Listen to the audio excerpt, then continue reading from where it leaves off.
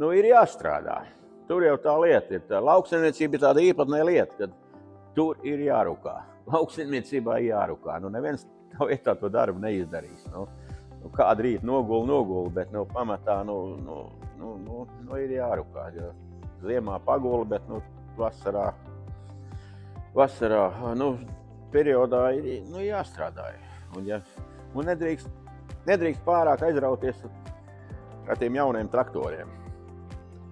Ja jau Latvijā tos traktorus ražot kaut vienu lietu, traktoram ražot Latvijā. Maina viņus kaut vai 2 reizes gadā. Ja? Bet mēs visu laiku barojam savus konkurentus, jāsaka.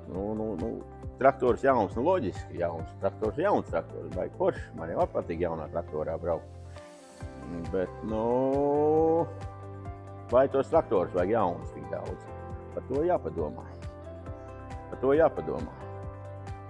Tur ir bankas, tur ir tas. Varbūt, ka labāk kāds zemes pleķis jānopērk no kaimiņa, nevis atdot Francim, Vācietim vai Dānim. Ne? Tā. Es tā novēlētu vispār jauniem. Kā jauni zemnieki jau, no kurienes jauns zemnieks vairs var rasties? Grūti jaunam zemniekam rasties. Ne?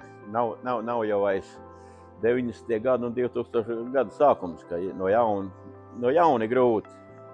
No jauna, es nezinu, kā var no jauna tā zemniekot diezgan grūti, jo es esmu viens no tiem, kas uzskata, ka 100 hektāriem ģimeni uzturēt nevar, un ja kāds var, tad lai viņš pierāda, kad var. 100 hektāriem zem uzturēt ģimeni, un sev pabrot tu vari, bet ne jau ģimeni uzturēt ar 100 hektāriem zem. Nevar. Nezinu, cik man grūti saprast, kas ir kas, bet 250, 300, tad jāsēj zemenes, jāstāda zemenes, kartupeļi, tā ir cita tēma, bet ne jau graudkopībā.